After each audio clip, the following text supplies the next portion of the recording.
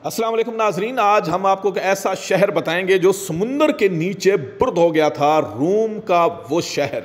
नाजरीन, ये जब माहिरीन ने सल्तनत रूम के एक पुराने शहर की दरियाफ्त की तो उनको मालूम नहीं था कि ये कौन सा शहर है। समुंदर के नीचे ये शहर क्या कर रहा है, ये शहर कैसे बना हुआ है।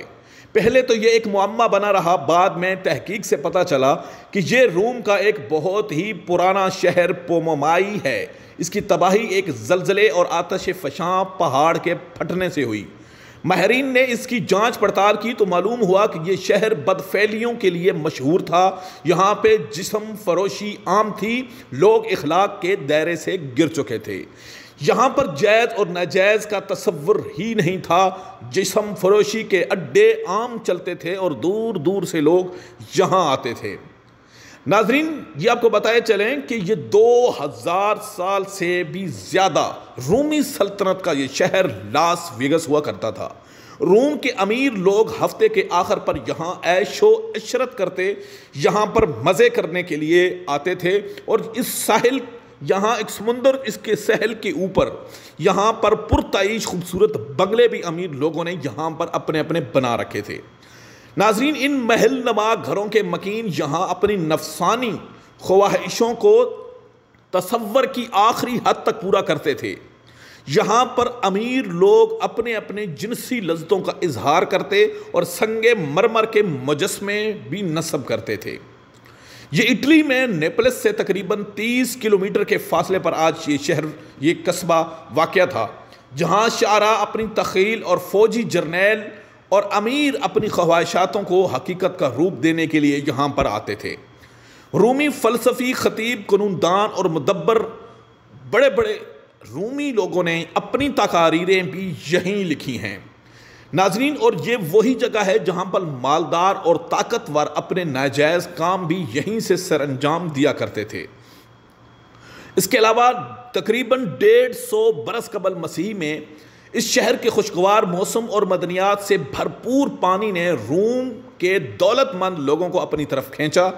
इस वक्त यह जगह फलग्रियन फिल्डर्स यानी शोला जार कहलाती थी, क्योंकि उसके अतराफ आतश फशां से बनी चट्टानें हुआ करती थी।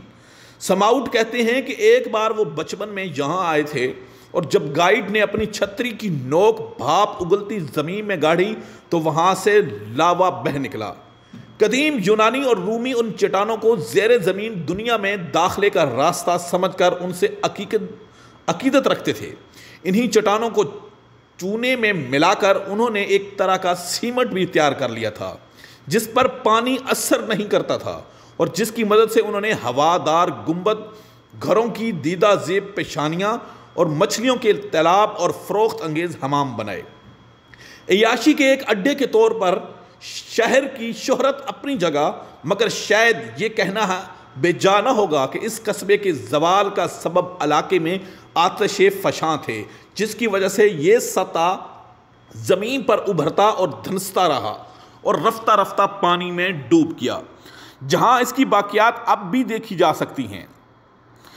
सयाहों को इस मकाम से ज़्यादा दिलचस्पी नहीं थी, मगर जब सन 1940 में एक पायलट ने ज़ेर समुंदर मौजूद एक खंडर की फ़ज़ा से ली गई तस्वीर शाये की तो लोगों में इस जगह को देखने का शौक़ पैदा हुआ।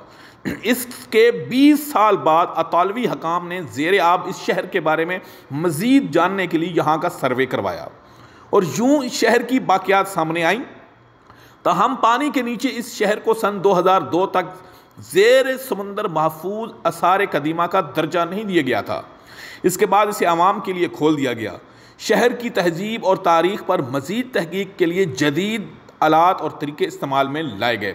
शहर के खदोखाल वाज़े हुए और कदीम रूमियों के अय्याशी के सामान और तरीक़ों पर नई रोशनी डाली गई। ये बाक़ियात सतह समुंदर से ज़्यादा नीचे नहीं, बल्कि बाद मकामात पर तो 6 मीटर की गहराई पर हैं और स्याह शीशे के पींदे वाली कश्ती में सवार होकर उन्हें देख सकते हैं। गोताखोरी के इंतज़ामात भी हैं। नाजरीन, इसके अलावा आपको ये भी बताते चलें, जब इससे कुछ आसार मिले तो इसको जदीद रिसर्च सेंटर भेजा गया। ये आसार यहाँ के दीवारों और दीगर इमारतों के हिस्सा थे। इन पर कदीम रोमन ज़बान में लिखाई हुई थी जब इस लिखाई का तर्जमा किया गया तो मालूम हुआ कि इन पर बेहुदा इशार लिखे गए हैं जिनसे इस कौम की अखलाक, तहजीब और सकाफ़त का अंदाज़ा लगाया जा सकता था। सल्तनत रूम का शहर पोमाई भी लूत अलैहिस्सलाम की कौम जैसी बदफेलियों का शिकार था। इनका अंजाम भी लूत अलैहिस्सलाम की कौम जैसा हुआ। इस शहर की तबाही भी एक आतश फशां पहाड़ के फटने से हुई और इससे निकलने वाले लावे ने शहर के मकीनों को अपनी लपेट में ले लिया। ये तबाही इतनी शदीद और अचानक थी कि ऐन दिन के वक्त ज़िंदगी उसकी लपेट में आ गई और आज भी उसके आसार इसी तरह मौजूद हैं। ऐसा मालूम होता है कि वक्त के धारे को रोक दिया गया है और वहाँ की तस्वीरें किसी मुजस्समा साज का फ़न नहीं बल्कि शहर के वो बासी हैं जो आतिश फशां का शोर सुनकर भी फरार ना हो सके। शहर की खुदाई के दौरान एक ऐसा ख़ानदान भी दरियाफ्त किया गया जो खाना खा रहा था और उसी हालत में उन्हीं अजाब ने आ घेरा और उनके साथ उनका खाना और खाने के बर्तन भी पत्थर में तब्दील हो गए। खुदाई से निकलने वाले अक्सर चेहरे सही हैं और उनके चेहरों पर बुखलाहट और खौफ और परेशानी अयां है। नाजरीन, इस सोर्सेस का जो किताब है उसका नाम है व्यूज़ डॉक्यूमेंट्रीज़, वॉइस डॉक्यूमेंट्रीज़, तर्जमा खुरम जलाल ने किया है। दुआ में याद रखिए, इंशाल्लाह नेक्स्ट एक इन्फॉर्मेशन में मिलेंगे। द वॉइस टॉकिंग से।